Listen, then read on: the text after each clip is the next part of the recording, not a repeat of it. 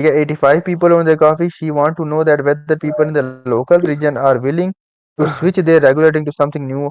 ठीक है, people in the local region मतलब वो 10-15 कोई नए उठा लेगी, तो मतलब इसका आंसर ए है। ठीक है। अच्छा, the market researcher analyze the data finds 61% of survey respondents are willing to switch their regulating to something new. What is the 61% effort to? ये बताओ। 61% of survey respondent are willing to switch their regulating, ये क्या होगा? सर्वे respondent हमने किस पे सर्वे perform किया है? सर्वे किस पे परफॉर्म किया है? हमने अगर पॉपुलेशन पे परफॉर्म किया ना, तो वो हमारे पास पैरामीटर 61% आ रहा है। अगर हमने समझ आ रही सैंपल पे है किया है तो क्या हो रहा है? स्टैटिस्टिक पे आ रहा है। ठीक है। भतीजा, समझ आ रही है। ठीक हाँ, है, ठीक है। ये भी है। अच्छा जी, the marketing research want to replicate her study using a new sample. This time she uses a recruitment database to help her narrow down the sample. She select people living in the region between ages 16 to 49 and both men and women. What type of sample is it? और आगे ये क्या sample है? पढ़ना, नीचे answer What दिया type हुआ है। of sample is it? Probability sampling, किधर आंसर दिया हुआ है? एनेबल एडिटिंग का ना फिर नजर आएगा।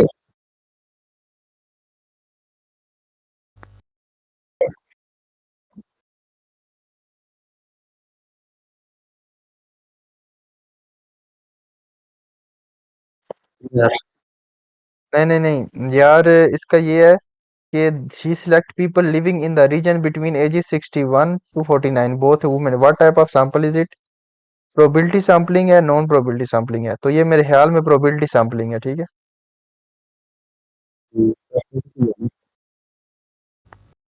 Want to replicate her new study using a new sample. The time she uses recruitment database to help us narrow down the people living in is probability sampling है। ठीक है, आगे प्रोबेबिलिटी सैम्पलिंग इसने किया है। इसने प्रोबेबिलिटी लगाई है कि 16 से 49 पीपल बहुत वुमेन और सेट सेलेक्ट कर रहे हैं अपनी, मतलब प्रोबेबली वाला सारा काम हो रहा है। प्रोबेबिलिटी सैम्पलिंग है मेरे ख्याल में यार, इसको भी हम बाद में डिस्कस करेंगे। अच्छा, जो मेन चीज हमारी जो सी चीज से रिलेटेड है जी, ईडीए है। ईडीए का मतलब क्या होता है ये बताओ।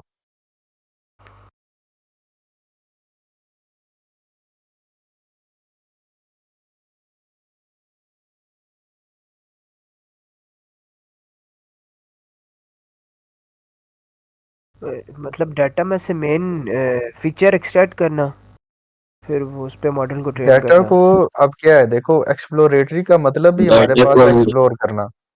अंडरस्टैंड करते हैं ना, उसकी विजुलाइज करके या सम बिल्कुल ऐसे ही। स्टैट्स बना के या उसको कोई टेक्निक अच्छा, मतलब ग्राफ वगैरह बना के। और मॉडल बनाते हैं। ठीक जो है। मेन चीज है हमारा, इसका जो मकसद वही है कि हम मॉडल बनाना है पहले, फिर एनालाइज करना है। और एक्सप्लोरेटरी डाटा एनालिसिस का मतलब होता है डाटा को मजीद एक्सप्लोर करना।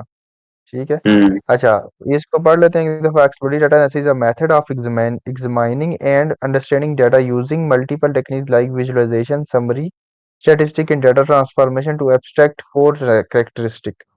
ठीक है। इस डाटा के करेक्टरिस्टिक और फीचर्स वगैरह को हम अंडरस्टैंड करने के लिए ना, उसको विजुलाइज करने के लिए, उसको समराइज करने के लिए जो है ना, एक्सप्लोरेटरी डाटा एनालिसिस हम करते हैं। EDA is done to get a sense of data and discover any potential problem और issues with which need to be addressed and is generally perform before formal modelling और hypothesis testing. It aims to identify pattern, relationship and trends in the data and use this information to facilitate further analysis or decision making। ठीक है, हम ये inference बनाते हैं। ठीक है, inference का मतलब ये है कि हम इसमें इंटीग्रेशन लाइन बना लेंगे। ठीक है, या कोरिलेशन बना लेंगे, उसकी बेसिस पे हम फैसला कर सकते हैं कि हम क्या करेंगे आगे। ठीक है। अच्छा, data of the different types including numerical, categorical, text can be analysed using the EDA. It is typically done before the analysis to identify incorrect error in the data and visualize key attributes of the data. It is typically done before data analysis to identify incorrect। ठीक है, typically done before analysis. ठीक है, ये पहले होता है, modelling पहले होती है एनालिसिस से। ठीक है, एनालिसिस बाद में होता है जब हम मॉडल तैयार कर चुके होते हैं। Originally developed by the American mathematician, जो जो भी है जी। आगे चलते, why is exploratory data analysis is important in data science. ठीक है यार, ये चीज वाकई इंपॉर्टेंट है ईडीए। ठीक है, ये पेपर में आएगी। ठीक है।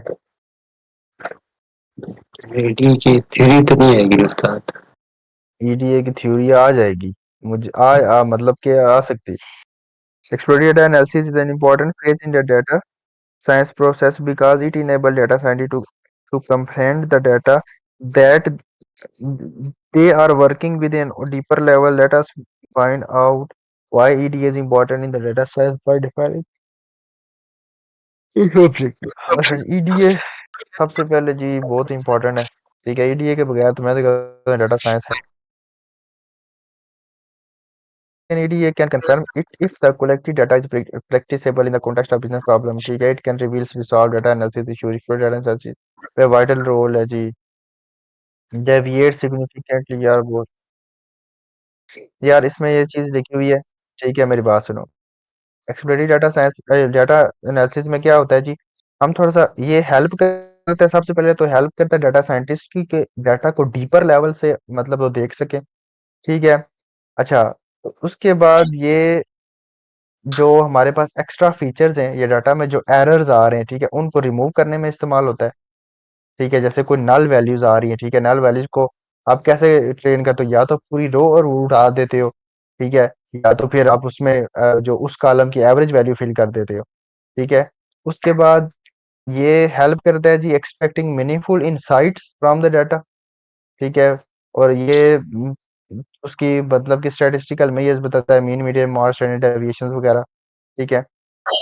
if unchecked they can। अच्छा जो बाकी help drop unwanted column drive new variables. अच्छा, इसमें हम नए वेरिएबल्स भी बना सकते हैं, मतलब अनवांटेड कॉलम्स ही हम रिमूव कर सकते हैं। ठीक है, मतलब ये प्रॉपर एक डाटा की पूरा पूरा मॉडल को हम क्रिएट करते हैं इसमें। जैसे हमारे पास मतलब कि हम नल वैल्यूज को भी डिलीट कर देते हैं। हम उसमें कोई गलत कोई आउटलायर्स आए हुए हैं वो भी हम रिमूव कर सकते हैं। कोई रिडंडेंट कॉलम है वो भी रिमूव कर सकते हैं, और कोई नया कॉलम पुराने कॉलम की बेसिस पे हम वो बना सकते हैं। ठीक है, तो ये होता है EDA. Specific statistic function and technique you can perform with EDA tools include clustering and dimension reduction technique, which help create graphical display of high dimensional data containing many variables. Univariate visualization of each field in the raw data set with summary statistic। ठीक है। उसके बाद K means clustering is a clustering method supervised clustering, वैसे आगे हम पढ़ेंगे। Clustering क्या होती है भाई? अच्छा, क्लस्टरिंग ये अभी पढ़ा नहीं है हमने। चलो भाई, फिर रहने दो इसको। आगे जाने दे sir. There are four primary types of EDA, ये पढ़ लो यार। फोर जो इसकी टाइप्स है। हम्म। कौन सी टाइप्स है जी? Univariate non graphical, univariate graphical, multivariate non graphical, multivariate graphical. अच्छा, ये जो चीज आप देख के ही हमें पता चल रहा है कि या तो एक तो बात हो रही है किसी वेरिएबल सिंगल चीज की। ठीक है, और एक बात हो रही है किसी मल्टी चीज की। अच्छा, नॉन ग्राफिकल क्या है जी? The simple this is a simple form of data analysis where the data being analysed consist of just one variable. Since it's a single variable, it doesn't deal with the causes or relationship. The main purpose of univariate analysis to describe the data and find the pattern exists with it। ठीक है, इसमें single variable होता है और उसी में जो छुपी ढकी चीजें हैं ना उसको हम जो है उसको डिस्क्राइब करते हैं मजीद। और यूनिवेरिएट ग्राफिकल में क्या होता है जी? Non graphical model don't provide a full picture of data. Graphical model therefore required common types of univariate graphics include पता नहीं क्या। मेरा डिस्कॉर्ड बंद हो गया। अच्छा, डिस्कॉर्ड ना मेरा ना आना। चल रहा है। ठीक है, ठीक है, ठीक है। अच्छा, स्टेम एंड लीफ प्लॉट। अच्छा, स्टेम एंड लीफ प्लॉट बड़ा इंपॉर्टेंट था, ये हमने स्टैट्स में किया था। हिस्टोग्राम होगी, इसके बाद बॉक्स प्लॉट हो गया, ठीक है, बार प्लॉट हो गया, ये सारी चीजें ग्राफिकल में आ जाती हैं। मल्टीवेरिएट में क्या होगा? मल्टीवेरिएट नॉन ग्राफिकल जिसमें मल्टीपल वेरिएबल इन्वॉल्व होंगे। ठीक है, रिलेशनशिप बिटवीन टू और मोर वेरिएबल्स। ठीक है, और वो नॉन ग्राफिकली हम उसको टेबुलर में या स्टैटिस्टिक फॉर्म में हम उसको रिप्रेजेंट कर देते हैं। और मल्टीवेरिएट ग्राफिकल में क्या होगा? हम ग्राफिकली हम उसको स्कैटर प्लॉट बना देंगे, उसकी उसमें बीच में वेरिएशन, उसके मतलब के कोरिलेशन वगैरह या रिलेशन, एक वेरिएबल दूसरे से कैसे रिलेट कर रहा है। ठीक है, उसके हम ग्राफिकल रिप्रेजेंटेशन कर देते हैं, स्कैटर प्लॉट हो गया। ठीक है, ये वाली चीजें होती ओके। हैं नॉन ग्राफिक में क्या डाटा करेंगे? साइंस। किसमें? नॉन ग्राफिक में। नॉन ग्राफिक्स में हम सिर्फ टेबुलर फॉर्म में डाटा रिप्रेजेंट कर देंगे। ये इधर देखो, यहाँ पे क्या लिखा हुआ है, multi variable non graphical EDA techniques show the नहीं relationship क्या between two होगा, or more वो तो variable of ग्राफ data वगैरह हो जाएंगे through ग्राफिक cross में। tabulation or statistics। through cross tabulation or statistics। Cross tabulation क्या होती है? टेबल्स में आप डाटा बना देते हो नॉन ग्राफ ओके। में क्या करते हो, आप ग्राफ बना देते हो। ठीक है, पाइथन का और आर का तो पता है, आर वैसे मैंने थोड़ी सी यूज की है। ठीक है, अच्छा, ये कैसी लगी है? उसके वो आर बहुत मुश्किल है, ये सर ने हमें यूज कराई थी स्टैटिस्टिक्स में ओ उस भाई। टाइम थर्ड सेमेस्टर में। बड़ी जबरदस्त थी लैंग्वेज। अच्छा अच्छा। अच्छा, उसके बाद डाटा साइंस क्या है? Data science insight from the data। ठीक है, it involves the static analysis, machine learning and data visualization techniques। ठीक है, data scientists use these methods to solve complex problems and make informed decisions। Its applications span across industries like finance, healthcare, e-commerce। Ultimately, data science empower organization to leverage data for the statistic advantage। अच्छा जी, data process क्या होता है यार? ये भी process भी बहुत important है, बहुत इंपॉर्टेंट है ये चीज। डाटा साइंस का प्रोसेस क्या होता है? सबसे पहले आप डाटा, देखो यार बहुत ही आसान है। सबसे पहले आप डाटा कलेक्ट करोगे, कलेक्ट करने के साथ ही आप क्लीनिंग करते हो, क्लीनिंग करने के साथ ही आप उस पर ईडीए परफॉर्म कर देते हो। ठीक है, ईडीए के बाद हम सारा वो मॉडल बिल्डिंग करते हैं, फिर मॉडल डिप्लॉयमेंट। ठीक है, समझ गया। ईडीए क्यों यूज करते थे?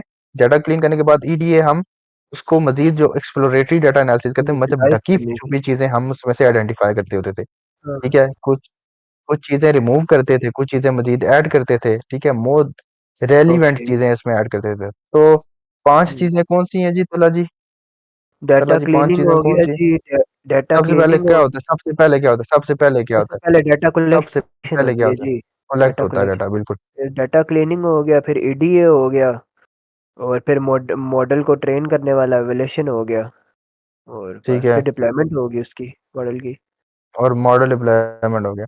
अच्छा, आप मुझे एक एक दफा एक एक लाइन में इसको डिफाइन कर दे। सबसे पहले क्या था? सबसे पहले डाटा कलेक्ट करना, कलेक्ट डाटा फ्रॉम कलेक्ट करने में क्या होता है? मतलब डिफरेंट जगह से हम कलेक्ट करते हैं। अगर किसी कंपनी में है तो किसी कंपनी से कंपेयर करेंगे, वरना आउट ऑफ कंपनी से। बिल्कुल ठीक हो गया। और तो डाटा क्लीनिंग में क्या करेंगे? डाटा क्लीनिंग में era ये आ जाता है ना, उसके वो जो क्या कहते हैं, अनोमलीज वगैरह रिमूव करना, एरर्स वगैरह रिमूव करना, और वो जो वैल्यूज क्या? आ रही होती है उसको क्या कहते हैं यार, उसको हाँ, नल वैल्यूज। नल नल वैल्यूज। वैल्यूज हाँ, को नल ज्यादा यूज करना है। वैल्यूज ठीक है, और एग्जैक्टली। ईडीए में क्या नल करना है? ईडीए में क्या होता है? वीडियो में विजुलाइज करते हैं, डाटा को रिमूव भी कर सकते हैं, और इसमें उसके मेन कैरेक्टरिस्टिक्स फीचर सेट करते हैं। हाँ, उसके मतलब फीचर्स हम नए भी बना सकते हैं, उसको हम रिमूव भी कर सकते हैं। ऐसे ही। और डाटा और ईडीए और क्लीनिंग में क्या फर्क है? ईडीए और क्लीनिंग में देख, मोस्ट रियल वाला data is not structured and required cleaning and conversion to structured data before it can be used. Cleaning में हम्म। क्या करते हैं? हम डाटा को स्ट्रक्चर्ड फॉर्म देते हैं, अगर स्ट्रक्चर में नहीं है तो ठीक है, उसमें नॉन वैल्यूज ओके। वगैरह हम रिमूव कर देते हैं। और एक्सप्लोरेटिव में क्या कहते हैं? This step is which we try to find the hidden pattern in the data। ठीक है, रखी छुपी चीजें जो है ना उसमें हम उसको सही है। how independent features are related to each other। ठीक है, and what can be done to achieve the desired result answer, मतलब बहुत रेलिवेंट चीजें हम उसमें रखते हैं, बाकी सारी चीजें निकाल देते हैं। और मॉडल बिल्डिंग में क्या होता है? Different type of machine learning algorithm as well as the technique has been developed which can easily identify model complex pattern in the data which will be very tedious task to be done by human। ठीक है, tedious क्या होता है? tedious का मतलब क्या होता मुश्किल।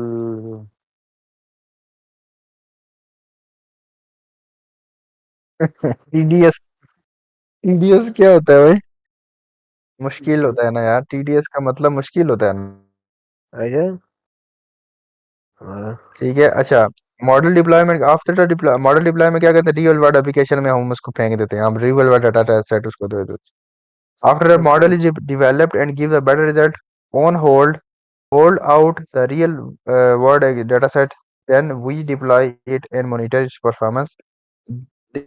This is a part main part where we use of learning from the data to be applied in real world application and use cases। ठीक है, आगे चलते हैं। क्या रॉ डाटा कलेक्टेड होता है? रॉ डाटा कलेक्टेड होता है, डाटा प्रोसेस होता है, क्लीन होता है, ईडीए लगता है, ईडीए के बाद हम मॉडल बनाते हैं। ठीक है, और मॉडल को प्रिडिक्ट करते हैं। क्या आगे चलो, इसको तो हवा करो। ठीक है, साइंस प्रोसेस। यार ये चीजें भी इम्पोर्टेंट है उस्ताद, ये चीजें इम्पोर्टेंट है। स्टेप मॉडल फॉर्मेशन, हम्म, डाटा कलेक्शन। हाँ सही है।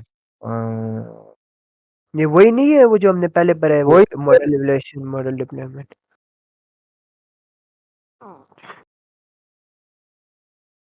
स्टेप्स और डाटा प्रोसेसेस, मल्टी मतलब मजीद उसको आपने डिफाइन किया हुआ है। अच्छा, ये क्या है जी? Benefit and uses of data analysis, data science and big data. Governmental organisation are also aware of data value. As data scientists in a government organization get to work on diverse project। ठीक है, NGOs होती हैं। ठीक है, उसके बाद university से आप डाटा कलेक्ट कर सकते हो। अच्छा, आगे uses of data science person, problem एफटीएच, डाटा कलेक्शन, एक्सप्लोरेशन, मॉडलिंग। ठीक है, इश्यूज बिजनेस आती है जी algorithms में। ओवर फिटिंग, अंडर फिटिंग आती है। ओवर फिटिंग और अंडर फिटिंग का क्या सीन होता है? ओवर फिटिंग किसको कहते हैं?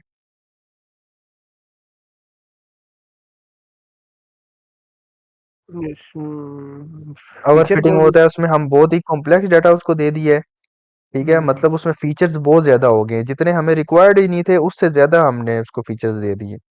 ठीक है, तो वो हम्म, ओवरफिट मॉडल हो जाता है। और अंडरफिट कौन सा होता है? कि हमें ज्यादा फीचर्स रिक्वायर थे, लेकिन हमने उसको कम फीचर्स दिए, जिसकी वजह से हमारा मॉडल गलत प्रिडिक्शन दे रहा है। ठीक है, अच्छा, model interpretability, complex model can be difficult to interpret understand, making challenging to explain the model decisions. अच्छा, this can be an issue when it comes to making business decisions and gaining scale buying privacy and involve the collection and analysis of the sensitive personal information leading to privacy and ethical concerns. It is important to consider। हाँ हाँ,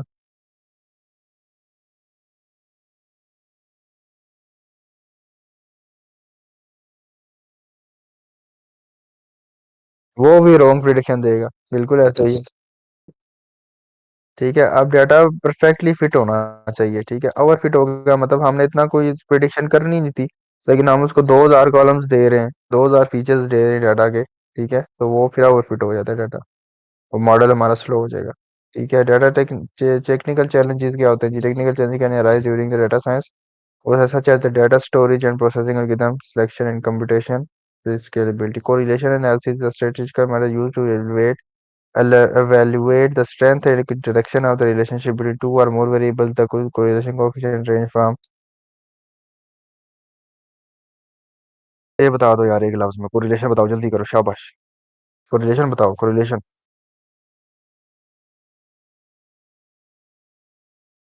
ना ना ना, one छोड़ो। Correlation क्या होता है? Correlation का मतलब,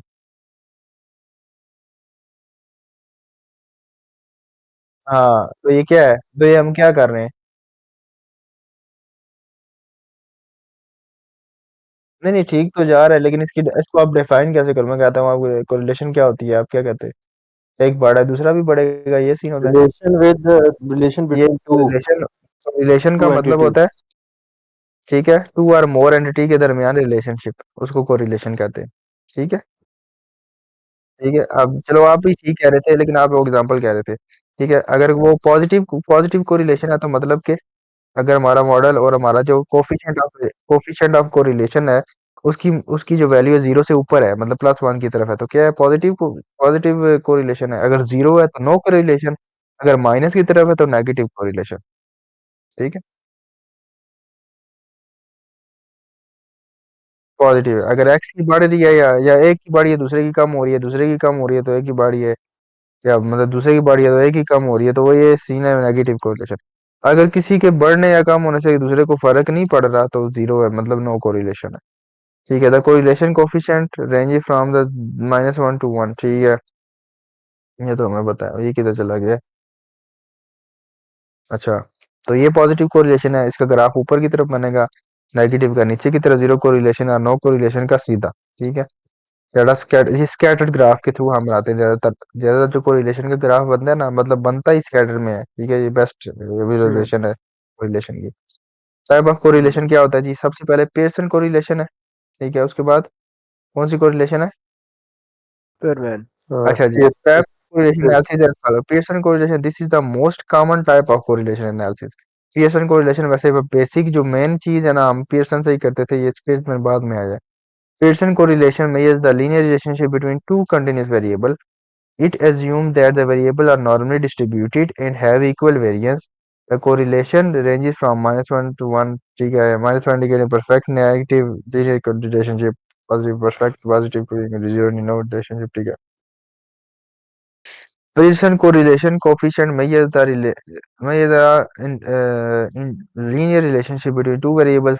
This formula is, ये फार्मूला है हमारे पास जी, x माइनस एक्स बार, ठीक है, y minus Y bar square root of X, sum of x minus X bar का होल स्केयर, ठीक है, और y माइनस वाई बार का होल स्केयर। तो ये दूसरा वाला भी तो सही है ना जो हमने पढ़ा हुआ है। ये भी वही है, हाँ वही है, वो भी ठीक ये है, बात ये भी सही वही है, ठीक है, इसका भी वही है। सीन होता वो है। करके लेकिन लिखा बस हुआ है। इसमें आपको पहले पता है, एक्स्ट्रा एक्स्ट्रा थोड़ा सा काम करना ये पड़ेगा कि आपको पहले एक्स बार फाइंड करना पड़ जाएगा और वाई बार भी फाइंड पड़ जाएगी। लेकिन वो वाला फॉर्मूला है, उसमें आप डायरेक्ट वैल्यू डाल सकते हो कॉलम में डाल हम्म, के। यस, मेरे पास है। और आपके पास है ना अपना कैलकुलेटर एक और, कि नहीं? हाँ यार Abdul Rahman, thank you so much यार, आपने मुझे कैलकुलेटर दिया। मैं यार पेपर के बाद मैं आपको दे दूंगा, ठीक है। ये कोफिशिएंट ऑफ कोरिलेशन, ये देखो जी फार्मूला है, सही है। ये फार्मूला भी हम लगा सकते हैं, हम दूसरा फार्मूला भी लगा। स्पेसमैन आ गए जी। ये Spaceman अच्छा। rank correlation measures the strength and direction of association between two rank variables. It basically gives the measure of monotonicity of the relationship between two variables could be represented using a monotonic function. The formula of Spearman rank coefficient is, ठीक है, ये तो आपको पता होना चाहिए, 1 - 6 sum of d square divided by n into n square minus 1. What will be, अच्छा d क्या था? डी रैंक था ना, रैंक से आता था। नहीं। बिल्कुल डी ऐसे रैंक ऐसा, से रैंक माइनस वन हाँ, होता है, रैंक रैंक वन टू होता होता है, फिर है। उसका डिफरेंस लेते थे, हाँ, फिर डी का ठीक है। स्क्वायर ले लो, D square, yes, okay. B का स्केल इधर डी बड़ा हो जाता है। चलो जी हम्म। आगे चलते हम्म। हैं। ये देखिए मोन्टोनिसिटी किधर आया हुआ है। अच्छा, इसमें मोन्टोनिसिटी की गेम है, ठीक है, ये हम देखेंगे कल। कल ये याद रखना यार, हम देखेंगे स्पीयरमैन कब लगाना है और पियर्सन कब लगाना है। एक तो हमें ये आइडेंटिफाई हुआ था ना कि हमने जब हमारे पास पियर्सन और हमारे पास अगर इंटीजर वैल्यूज हों तो हम स्पेयरमैन लगा सकते हैं, क्योंकि वो रैंक वाला काम हमने करना होता है। बहरहाल अगर इसको मजीद देखेंगे। अगर मोनोटोनिसिटी, मैम मैम मोनोटोनिसिटी जो मैम होती है ना, मैम इसको मैम देखेंगे। ने मैम ने क्लास में बताया था, अगर एक फीचर दूसरे पे डिपेंड करता हो तो फिर सन लगेगा, अगर ना कर रहा हो तो स्पेरमैन लगेगा। नहीं नहीं नहीं, ये गलत, ये चलो क्या पता मैम ने किस सेंस में बोला है, लेकिन हाँ। डिपेंडेंसी और इंटरडिपेंडेंसी दोनों में होती है, क्योंकि कोरिलेशन है तो हम फाइंड करेंगे ना, मतलब को रिलेटेड है तो हम कुछ ना कुछ बीच में से ट्रेंड निकालेंगे, ठीक है। और ओके। हमें टेबल को देख के हरगिज ये पता नहीं चल सकता कि वो आपस में डिपेंड कर रहे हैं नहीं कर रहे, हम स्पेयर में लगाए पेस लगाए कौन सा लगाए। चलो आज तक के हम ग्राफ बना सकते हैं, ग्राफ बना के हमें थोड़ा सा पता चल सकता है, फिर हम स्पीयर्स में या कोई जो भी हम लगा सकते हैं। हम्म। स्पीयर्स में रैंक कोरिलेशन ऑफ कोफिशिएंट, ठीक है, वो सिंपल कोरिलेशन ऑफ कोफिशिएंट था, ये रैंक वाला कोफिशिएंट ऑफ कोरिलेशन है, ठीक है, इसको भी देखते हैं आगे। अच्छा जी, example of Spearman rank correlation, consider the score of 5 student in the math and that the mention in the table, ठीक है, ये वाला जो है सिस्टम हमने करना है। अच्छा अब्दुल वहाब, आप इधर ही हैं? वहाब, सो गया। वहाब, वहाब, माइक ऑन करना, माइक ऑफ करके बोल रहा सो गया होगा। है, पूर्वाश हो गए। अच्छा, मैं से पूछना था कि पहला क्विज था उसमें एक फार्मूला आया था, वो किसका था मुझे याद।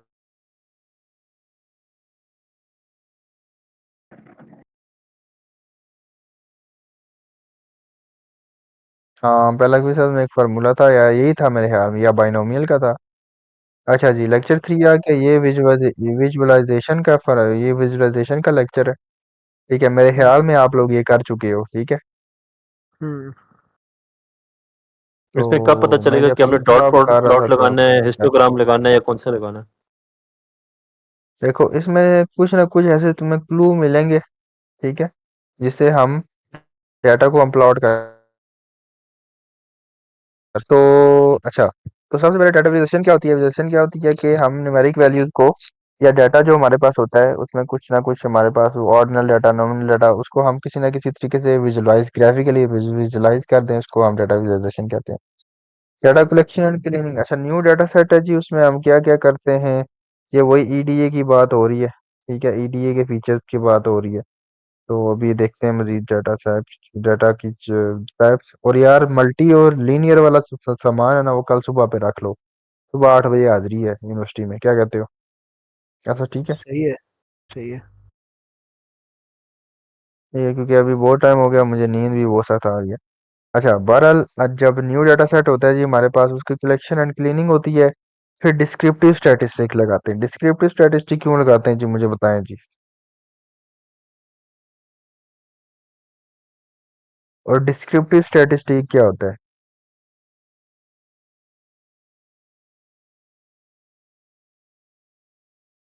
ये क्या होता है?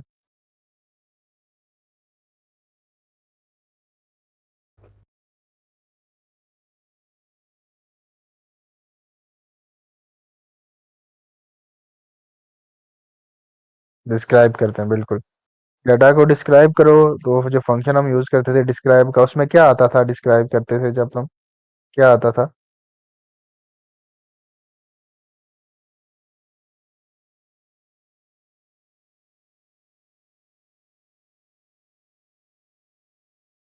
डिस्क्राइब जब हम करते थे तला जी, क्या आता था डिस्क्राइब का फंक्शन हम जब यूज करते थे? डिस्क्राइब का नहीं, टेल फंक्शन। तो फंक्शन, हाँ अल्लाह हाँ, के बंदो, डिटेल में शो शो कर करता था। डिटेल क्या है उसकी? डिटेल में क्या शो करता था? एग्जैक्ट बहुत चीजें बोलो ना, स्टैटिस्टिक, क्या शो करता था? स्टैट शो करता था वो। अल्लाह के बंदो, mean Stat- median mode show करता था ना। डिस्क्राइब मीन, एवरेज उसकी शो करता था, मीन शो करता था, मॉड शो करता था, फिर Q1 Q2 Q3 शो करता था, ठीक है। ये होता है हमारे पास डिस्क्रिप्टिव स्ट्रेटजी। तो पहले आप डाटा कलेक्शन करोगे, क्लीनिंग करोगे, फिर आप डिस्क्रिप्टिव स्टैटिस्टिक लगाओगे, इसमें standard deviation, mean median mode, percentiles वगैरह करोगे, ठीक है। फिर visualisation, visualisation is a powerful tool in ETA as it follow intuitive exploration of the data. हम विजुअलाइजेशन क्यों करते हैं सबसे पहले तो ये बताएं मुझे, क्योंकि सर ने बोला, सर ने सर से वो निकल गया था वाई इंपॉर्टेंट, मैंने वो साथ ही बीच में लिख दिया, ठीक है, कि विजुअलाइजेशन वाई इंपॉर्टेंट, ठीक है, वो डाटा वाला को सीन है। अब क्यों अंडरस्टैंड करने इंपॉर्टेंट है के लिए, विजुअलाइजेशन? डाटा को क्या अंडरस्टैंड करने विजुअलाइजेशन के क्या लिए, होता है? डाटा को अंडरस्टैंड करने के लिए, मेरे ख्याल से नहीं। हम्म, अंडरस्टैंड तो हम टेबुलर फॉर्म्स में भी कर सकते थे, क्रॉस टेबुलर फॉर्म में। तो क्या होता है इसमें, विजुअलाइजेशन में क्या होता था, क्या होता है? सामने एरर्स लिखा हुआ है। वगैरह विजुलाइज करने के लिए। नहीं, और एरर वगैरह हम विजुलाइज नहीं करते, एरर हम विजुअलाइजेशन से पहले ही हम क्लीन कर लेते हैं, ठीक है। अच्छा, इसमें जो मेन चीज है ना, अच्छा सबसे पहले जो विजुअलाइजेशन है ना, हम टेबलर फॉर्म जो है ना आम बंदा नहीं समझ सकता, इसको मजीद इंट्यूटिव बनाने के लिए, आसान बनाने के लिए हम विजुअलाइजेशन का इस्तेमाल वही करते हैं। है। और ओके। विजुअलाइजेशन में एरर नहीं हम रिप्रेजेंट करते, ठीक है, विजुअलाइजेशन में हम डाटा सीधा सीधा रिप्रेजेंट करते हैं, उससे पहले हम डाटा साफ सुथरा कर लेते होते हैं, ठीक है। It allows for intuitive exploration of the data, intuitive exploration, ठीक है। Very visualisation technique can be used. देखो अब हमारे पास वो कॉलम था जिसका हमने दिन को स्कैटर्ड प्लॉट बनाया था, वो डाटा था, और डाटा टेबुलर फॉर्म में हमें देख के पता चल रहा था कि ये नेगेटिव है या पॉजिटिव है। लेकिन जो बंदा जिसको स्टैटिस्टिक नहीं आती, जो इलिटरेट है, उसको कैसे बताएंगे? उसको अगर विजुलाइज कर दो, प्लॉट कर दो वैल्यू, तो आराम से वो देख सकते। तो बेसिक जो मकसद विजुलाइजेशन का है वो यही है, ठीक है, सही है। ठीक है। तो जो चीजें पढ़ी वो 6 पढ़ी हैं, 6 या 7 में कह रहा था, वैसे 6 हैं ये। सबसे पहले जी हिस्टोग्राम्स है, इसमें देख रहे हैं हम, बॉक्स प्लॉट है, ठीक है, उसके बाद स्कैटर्ड है, उसके बाद बबल चार्ट भी है, 7 है मेरे ख्याल में, उसके बाद बार चार्ट भी है, हीट मैप भी है, लाइन चार्ट भी है, ठीक है।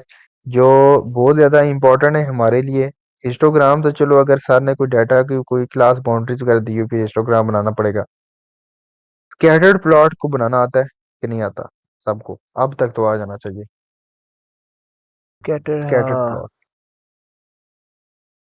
ये आपने बनाया है कभी? पहले कभी? सरा जी आपने कभी बनाया यार स्कैटर प्लॉट? इस पे जुपिटर पे ही बनाया है, वैसे हाथों से तो नहीं बनाया यार। क्यों नहीं बनाया? ये हम दिन को पूरे क्या करते रहे? ये स्कैटर प्लॉट ही तो बनाते रहे अल्लाह के बंदो। वो डॉट प्लॉट नहीं था? और डॉट प्लॉट नहीं था, वो स्कैटर प्लॉट होता है। अच्छा। ठीक है, स्कैटर हाँ। प्लॉट होता है जिससे हम कोरिलेशन को रिप्रेजेंट करते हैं। तो ये बेस्ट रिप्रेजेंटेशन होती है कोरिलेशन की स्कैटर प्लॉट से। ये हम जो डॉट्स लगा के बीच में लाइन लगाते हैं।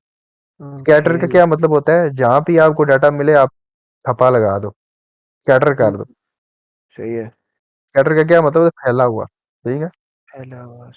तो हिस्टोग्राम हम क्या बार चार्ट भी हम यूज कर सकते हैं। ठीक है, उसके बाद है जी बार चार्ट क्यों यूज करते हैं? जब फ्रीक्वेंसी हो हमारे पास countable values, count of categorical variables. अच्छा, चलो हिस्टोग्राम देख लेते हैं। हिस्टोग्राम क्यों यूज करते हैं जी? To visualise distribution of numerical variables. Histogram तब हम यूज कर सकते हैं, और हिस्टोग्राम और बार चार्ट में सब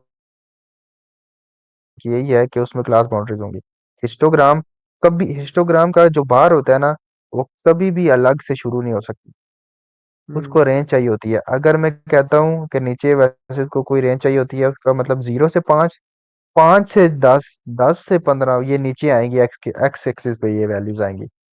ठीक है, तो इसमें क्लास बाउंड्री चाहिए होती है। और क्लास बाउंड्री क्या होती है? क्लास बाउंड्री होती है 0 से 5 तक कितनी वैल्यूज आई हैं। ठीक है, फिर 5 से 10 तक कितनी वैल्यूज आई हैं। ये वाला सीन होता है। Got it? हम्म। या फ्रीक्वेंसी लिख सकते हो या कुछ और चीजें भी लिख सकते हो। पर मोस्ट लाइकली जो चीज है, हिस्टोग्राम हमें प्लॉट नहीं करनी पड़ेगी क्योंकि उसके लिए क्लास बाउंड्रीज होती हैं, और सर ने क्लास बाउंड्री का क्लास में कोई जिक्र नहीं किया था। बहरहाल आपको पता होना चाहिए कैसे प्लॉट करते हैं। ठीक है, बॉक्स प्लॉट क्या होता है? To show the distribution of numerical variables along with outliers. ठीक है, बॉक्स प्लॉट जो है, हम उसमें क्या करते हैं? Numerical variables along box plot. जैसे वो कौन सा था? बॉक्स प्लॉट ही था ना, वो जिसमें हम Q1 Q2 Q3 रिप्रेजेंट करते थे और लोअर अपर वैल्यू शो करते थे। ठीक है, आउटलायर्स भी हम रिप्रेजेंट करते थे। हम्म। Box plot. ठीक है। अच्छा, उसके बाद है जी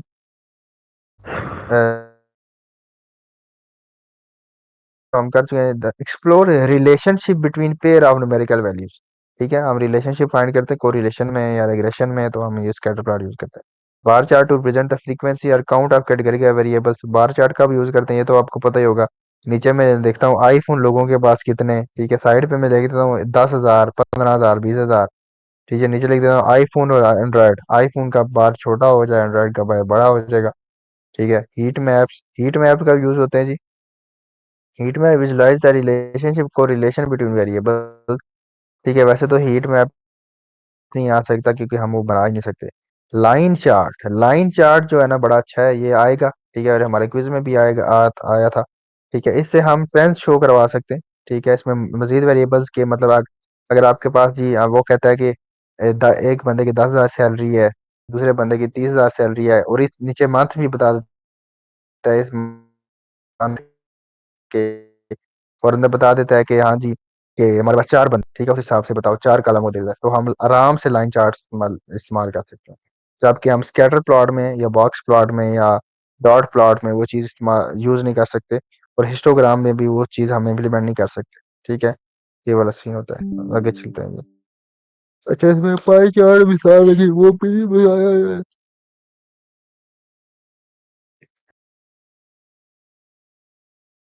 अच्छा, उसके बाद को रिलेशन एनालिसिस करते हैं, फीचर इंजीनियरिंग करते हैं।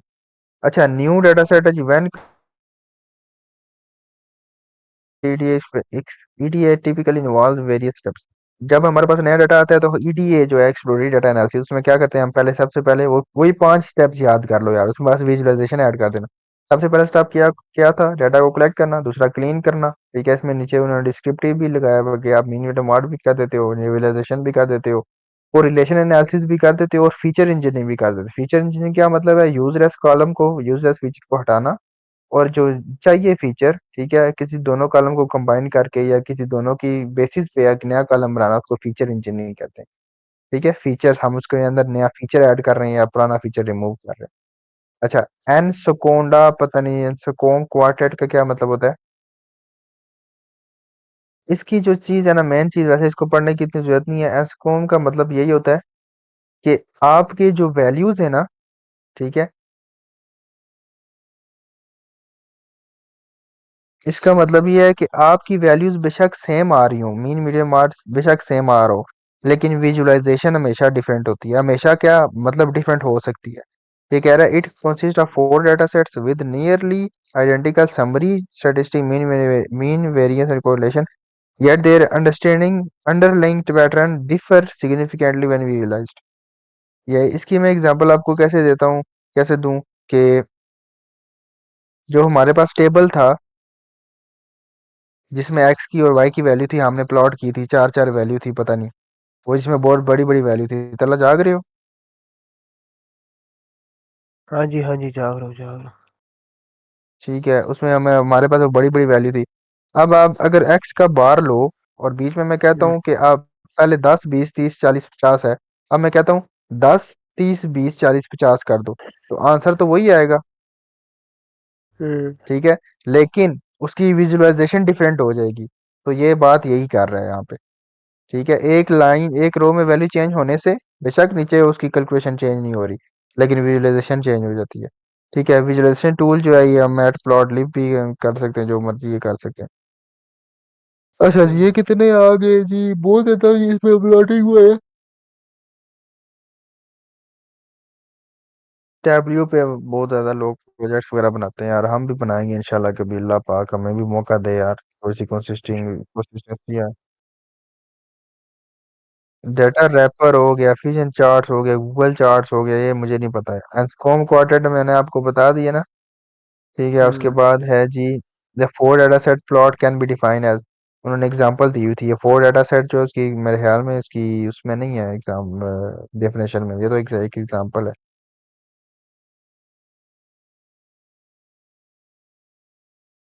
The four data set plot can be defined as follows.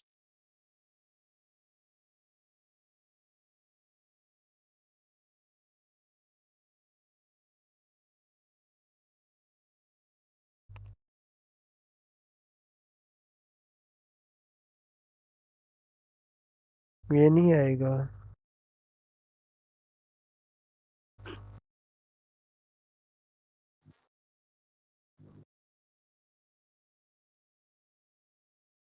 और मैम यार ये इसको करने की जरूरत नहीं है, मैं भी ख्यालों में ये चला गया हूँ। इसका ये मकसद इन्होंने बताया था, इन्होंने बोला है कि देखो आप वैल्यू बेशक आंसर आपका सेम आ जाए, ठीक है, लेकिन ये देखो आप नीचे क्या था जी, x1 का भी मीन 9 आ रहा है, x2 का भी मीन 9 आ रहा है, ठीक है, और x3 का भी मीन 9 आ रहा है, इसका y3 का भी मीन 9 आ रहा है, ठीक है, उसका भी 9 आ रहा है, इसका 7.50 आ रहा है। अब मकसद उसका बात करने का ये है कि वैल्यूज बीच बीच में से चेंज है, लेकिन आंसर पे कैलकुलेशन ठीक आ रही है, लेकिन इनकी रिप्रेजेंटेशन डिफरेंट है। ये जो कॉन्सेप्ट कह रहा है ये क्या है, देखो, किसी की ऐसे रिप्रेजेंटेशन हो रही है, किसी की ऐसे रिप्रेजेंटेशन हो रही है, हालांकि ऊपर मीन मीडियम और तो सेम थे। ठीक है, तो ये वाला बात वो कर रहा था कि आप भी ऐसा ही अंदाजा नहीं लगा सकते मीन मीडियम और निकाल के, आप प्रॉपर रिप्रेजेंटेशन करो। आगे चलो जी, खुद सॉफ्ट क्या कह रहा था to design principle guideline advocate by the prominent data in data regularly simply the effectiveness in visualizing coming the create visualization that convey information accurately and efficiently। ये टॉफ्ट उसका ऑपोजिट है, टॉफ्ट उसका ऑपोजिट है। वो कह रहा है कि टॉफ्ट approach emphasizes clarity, simplicity and effectiveness in visual communication, aiming to create visualization that convey information accurately, facilitating the understanding। कह रहा है कि आप सिंपलिसिटी, ठीक है, उसमें डाटा में बढ़ाओ, इफेक्टिवनेस बढ़ाओ, उसमें विजुलाइज ऐसे करो, aiming to create visualisation that convey information accurately, ठीक है, वो अच्छी इन्फॉर्मेशन दे और सही इन्फॉर्मेशन दे। ठीक है, आगे some keys element of top visualization aesthetic, maximum data ink ratio, eliminate chart junk use high quality graphics. ठीक है यार, इसके जो भी है चार टाइप्स, चार टाइप्स आ गई जी, ये आगे विस्की आ गई है। बस तो आप बताता हूँ आगे क्या होता है, सबसे पहले देख लेते हैं टेबल। यार तुम सारे सो गए हो यार, मैं अजीब इधर थक यार गया हूँ, जी गला सुन मेरा रहा थक हूँ गया है। मैं आपको कह रहे जी आदि जी। तो वाबा तो भूत हो गया अच्छा बिल्कुल। बाबे की आंख लग गई। यार अब मैं ही कंटिन्यू करता हूँ, एक मिनट ठहरो, अब थोड़ा इस स्लाइड को खत्म करके ना बस फिर सो जाते हैं। मैं आपको बताता हूँ। अच्छा, मैं आपको अच्छा, टेबुलर डेटा विजुअलाइजेशन, ये सबसे पहले इन्होंने टेबुलर डेटा विजुअलाइजेशन कर दी थी। ठीक है, इसमें टेबुलर डेटा विजुअलाइजेशन में क्या करते हैं जी, डिफरेंट वैल्यूज हैं जी हमारे पास, कुछ बड़ी वैल्यूज हैं, कुछ छोटी वैल्यूज हैं। बड़ी वैल्यू को आप अच्छा कलर दे दो, रेड कलर दे दो प्रोमिनेंट, छोटी वैल्यू को ग्रीन या ब्लू दे, refer to the data that organise the table. ठीक है, विद रोज एंड कॉलम्स। ठीक है।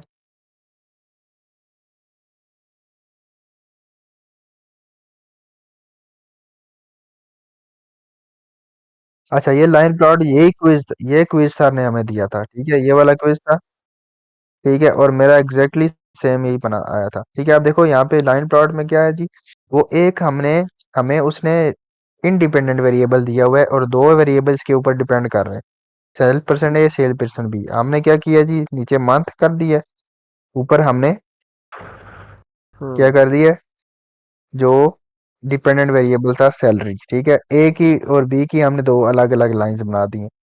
ठीक है, तो इसका क्या बना, ये लाइन प्लॉट के लिए ऐसा डाटा जो है, अगर ऐसा डाटा हो जाए, दो हमारे पास चीजें आ जाए, द मल्टी कोरिलेशन आ जाए, तो फिर हमें ये चीज बनानी पड़ेगी। ठीक है, वो भी कर सकते हैं ऐसे भी, दूसरी तरह भी, लेकिन ये भी मेरे ख्याल में इस मतलब स्टेreotype वो के लिए जो बहुत अच्छा है। क्वेश्चन 3 था उसमें इस टाइप का ही आएगा ना, वो जो लास्ट फ्रॉम लास्ट असाइनमेंट लिखा हुआ था, हाँ, इस टाइप लीनियर का को ही आएगा। मल्टी लीनियर, ना वो जो क्वेश्चन 3 था, वो जो आपने भेजा जिसमें वो फ्रॉम लास्ट असाइनमेंट लिखा हुआ था, वो भी इसी टाइप का था ना, विजुअलाइजेशन वो यही था। बिल्कुल यही है, बिल्कुल एग्जैक्टली यही 10 नंबर का क्वेश्चन आ रहा है। हम्म। ठीक है। अच्छा, dot plot are simple and the intuitive way to present the particular for the smaller data. Dot plot और स्कैटर प्लॉट में ये फर्क है, डॉट स्कैटर प्लॉट लार्जर के लिए और डॉट प्लॉट स्मॉलर के लिए। स्मॉलर के लिए क्या मतलब कि साइड में उसमें कैटेगरीज दी हुई हैं और लिमिटेड कैटेगरीज हैं। ठीक है, हम्म। तो ये वाला काम है। अच्छा, उसके बाद स्कैटर प्लॉट तो आपको पता है जी, relationship between two continuous variable के दरमियान में हम स्कैटर प्लॉट यूज करते हैं। बबल चार्ट कब यूज करते हैं जी, extension of scatter plot of bubble chart commonly use to visualize relationship between the three और मोर न्यूमेरिकल वैल्यूज। ठीक है, बबल चार्ट तीन से ज्यादा के लिए, ठीक है, तीन या तीन से ज्यादा के लिए, स्कैटर प्लॉट दो दो के लिए। ठीक है, बबल हम्म। चार्ट भी ठीक है, स्कैटर चार्ट भी ठीक है। पाई चार्ट का पता है जी। अच्छा, हमारे पास पाई चार्ट में कैटेगरीज कम हो, ठीक है, फिर हम पाई चार्ट यूज कर सकते हैं। अब बहुत ज्यादा कैटेगरीज होंगी तो बिल्कुल छोटे छोटे चीजें बन जाएंगी, बीच बीच में से हमें परसेंटेज भी नजर नहीं आएगी। ठीक है, और ये तो वो गलत परसेंटेज हो जब जाता है पाई निकालनी चार्ट। हो तब तब पाई चार्ट निकाल करते हैं ना, जब हाँ, परसेंटेज परसेंटेज की बात। है, परसेंटेज है, और मतलब प्रॉपर एक कैटेगरीज उन्होंने नॉमिनल डाटा हो, जैसे यूनाइटेड स्टेट का मतलब नाम्स वगैरह हो, नेम्स हो, तो हम्म। उसको हम इसकी कैसे निकालते हैं, देखो, frequency divided by total frequency. ठीक है, अब मैं कह रहा हूँ कि जो मतलब हमारे हमारे 100% यूनिवर्सिटी में जो स्टूडेंट है उसमें 10% लोग रवात से आते हैं। ठीक है, तो मैं क्या करूंगा, 10 डिवाइडेड बाई 100। ठीक है, और उसको मल्टीप्लाई कर दूंगा, डिवाइड कर दूंगा 360 से, सॉरी 360 से, 10 डिवाइडेड बाई 100 डिवाइडेड बाई 360 में कर दूंगा, इसको इक्वल करके फिर 360 कर दूंगा, क्योंकि 360 से डिवाइड मल्टीप्लाई 360 करना है। और बस हाँ, तो ठीक है मल्टीप्लाई यार। होगा। ना ना, ये बाय हो गया, मल्टीप्लाई, ये कैलकुलेटर से आपको बेहतर पता चल जाएगा। ठीक है, तो हम बीच में से परसेंटेज हम निकाल सकते हैं। ठीक है, 360 डिग्री होता है, तो उसमें हम वो उस हिसाब से चीजें लगा सकते हैं। बार चार्ट का much better option than pie chart. Pie chart का मतलब कि हम उसका रद्द बदल इस्तेमाल इसमें कर सकते हैं। ठीक है, पाई चार्ट से अच्छा होता है ये। पाई चार्ट और हिस्टोग्राम यार, ये तो मतलब कि इनको इनमें तो कोई रिलेशनशिप इतना बनता ही नहीं है, क्योंकि अलग अलग चीजें हैं दोनों। ठीक है, हिस्टोग्राम और बार चार्ट, हिस्टोग्राम में क्या होता है, हमारे पास नीचे न्यूमेरिकल रेंज होती है, जैसे क्लासेस हो गई, मतलब क्लास बाउंड्रीज होंगी। जैसे अब देखो, इसमें गैप आ रहा है, मतलब यूनाइटेड और ब्राजील के दरमियान पे गैप आ रहा है, लेकिन उसमें हम क्या करेंगे, 0 से स्टार्ट करेंगे 5 तक, 5 से 10 तक, उसमें बार्स आपस में जुड़े हुए होते हैं। ठीक है। अच्छा, ये बॉक्स प्लॉट है। बॉक्स प्लॉट क्या होता है जी, यूजुअली जो है ना, समरी, सिर्फ बॉक्स प्लॉट जो जब भी आप करोगे ना, बॉक्स प्लॉट वैसे तो हमारे इन्फ्रेंस इन्फ्रेंस में जो है ना, ये वाला चीज यूज नहीं होती, ये तो डिस्क्रिप्टिव में यूज होती है, क्योंकि इसमें मीन वैल्यू आ जाती है, इसमें मीडियन आ जाता है, और इसमें मैक्स वैल्यू आ जाता है, Q1 Q2 आ जाता है, Q1 Q2 Q3, Q2 जो होता है ना वो मीडियन होता है, Q2 तो क्या होता बॉक्स है, पर मोस्ट क्यों यूज मिडिल होता है? वैल्यू होता है डाटा। क्यों यूज होता क्या, है बॉक्स पर? बॉक्स क्यों यूज प्लॉट होता है? समरी के लिए, समरी ऑफ द डाटा। ये इन्फ्रेंस के लिए समझे। इस्तेमाल नहीं हो सकता, ये समरी के लिए यूज होता है। ओके, ठीक है, समझे। इंफरेंस के लिए भी कर सकते हैं किसी तरीके से, लेकिन ये ज्यादा समरी 5 चीजें जो होती है ना डाटा की, जो 5 चीजें होती है समरी में। अब आर लैंग्वेज है, उसको लिखो ना, अगर कोई डाटा सेट देके समरी लिखो तो आपको 5 चीजें बता देगा, maximum value, minimum value, median और फर्स्ट क्वार्टाइल, थर्ड क्वार्टाइल। ये है जो हम्म। हिस्टोग्राम, आप हिस्टोग्राम में देख लो, आपके पास रेंज है। ठीक है, आप देखो 0 से 1 चल रहे हो, 1 से 2 चल रहे हो, 2 से 3 चल रहे हो, चीजें जुड़ी हुई हैं आपस में। ठीक है, इसमें अलग अलग नहीं है।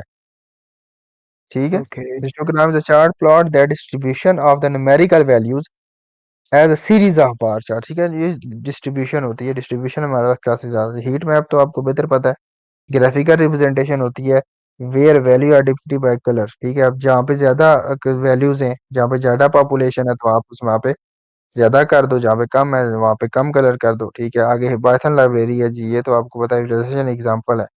अच्छा, इस एग्जांपल को पढ़ना आता है आपको?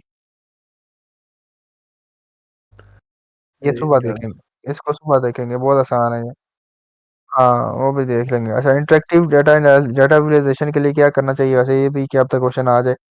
सबसे पहले जी आइडेंटिफाई और गोल कर लो, प्रिपेयर डाटा कर लो, choose the right data chart type कर लो, फिर ऐड इंटरेक्टिविटी कर लो। ठीक है, इंटरेक्टिविटी ऐड करने का मतलब ये है कि आप डाटा पे जो ही हाथ रखो ना, जैसे मैं यहाँ पे रखता हूँ, यहाँ पे माउस रखता हूँ, तो डाटा की कुछ ना कोई वैल्यू आ जाए। ठीक है, जैसे वो इन्फॉर्मेशन देते हैं, वो वाली बात हो रही है। टेस्ट एंड डिफाइन, ठीक है, इसको टेस्ट करो, मुझे रिफाइन करो। Thank you so much. चलो यार, आप सुबह इंशाल्लाह मिलते हैं। और मल्टी रिग्रेशन और इसका टेंशन ना लेना। ठीक है, सुकून से भी रेस्ट मारो, दिमाग को साफ करो, और और क्या इंशाल्लाह क्या रह जबरदस्त गया सुबह काम वैसे? करो। और क्या क्या रह गया? कुछ भी नहीं रह गया। आप मल्टी रिग्रेशन से भी आपकी नो हाउ तो है ना, तो उसमें मजीद कुछ चीजें ऐड करनी है।